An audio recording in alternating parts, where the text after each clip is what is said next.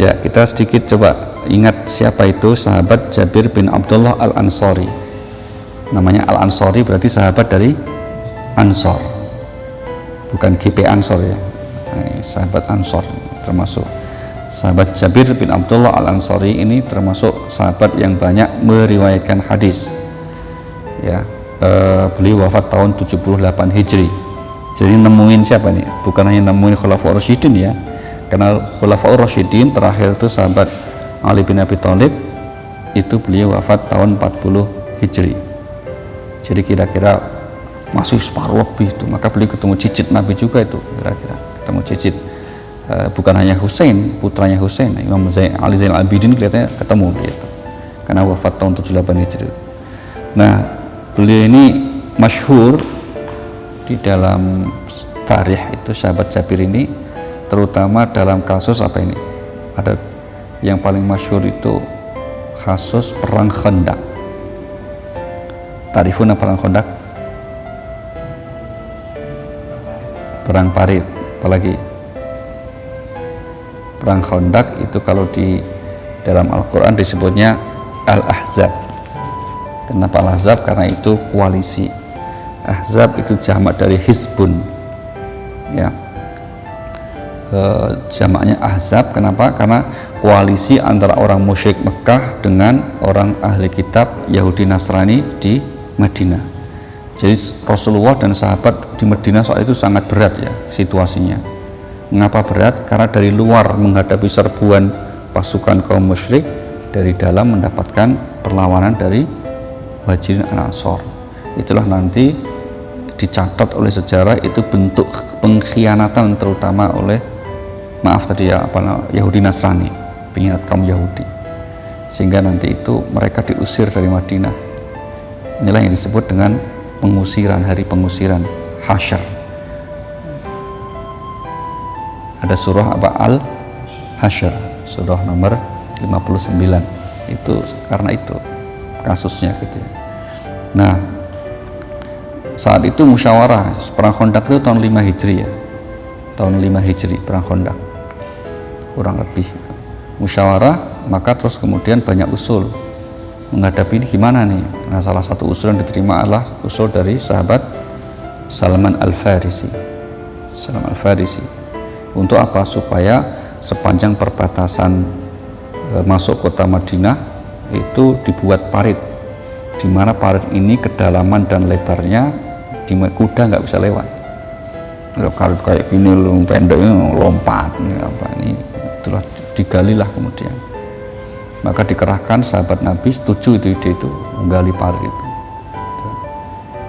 Pas menggali parit itu ternyata kemudian Rasulullah ikut menggali parit, turun juga itu. Nah, para sahabat tahu apa namanya, diganjel batu gitu loh ya, di badan Rasulullah itu apa gamisnya gitu, di dalamnya ada batu, ganjel karena lapar.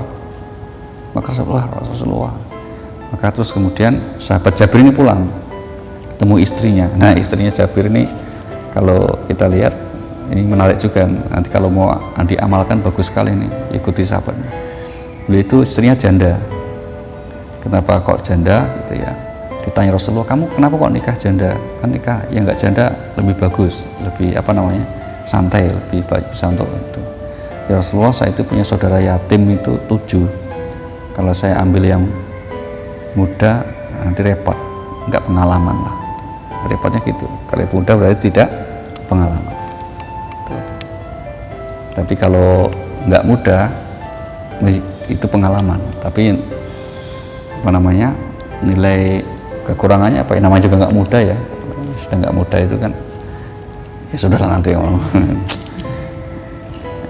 agak repot kalau cerita belum nikah itu agak repot. Tapi ya sudahlah nanti. Nah itu, maka kemudian akhirnya apa? Jabir nemu istrinya untuk menyiapkan masakan. Beliau punya 1 ekor kambing dan punya sedikit masakan itu. Masak ya, yang cukup. Saya mengundang Rasulullah nih, kasihan. Rasulullah undang. Ya maksudnya Rasulullah sama beberapa orang, 3 orang sahabat lah itu, cukupnya itu.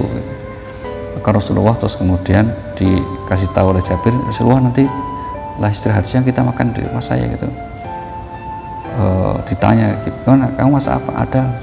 Terus kata istri saya, cukup tadi tolong 2-3 orang aja ya. Rasulullah ternyata terus mengumumkan itu di kalangan sahabat yang kerja tadi, waduh jumlahnya ribuan, mengumumkan itu, oi Jabir masa, nanti kamu jangan lupa ya yang tertib ya, kita makan ke rumah Jabir gitu. Bingung Jabirnya kan, ngundangnya cuma 2-3 orang, ini yang diundang cuma 2-3 orang, loh kok semua datang, ini gimana itu jumlah gitu. Langsung kemudian, udah kamu tolong bilang sama istrimu jangan diangkat dulu dari apa itu, dari tungku makanan tadi sebelum saya datang. Nah, akhirnya lapor tuh Kopo ketemu istrinya tuh, kenapa kamu gugup sekali itu? Wah gimana gak gugup, kita kan cuma masakannya cukup untuk 2-3 orang, kok Rasulullah ngundang semua sahabat deh, lagi piye? Bingung lah kira-kira gitu. Tapi Rasulullah pesan apa? Pesannya kamu jangan angkat dulu sebelum Rasulullah datang gitu. Ya udah sami'na wa ata'na.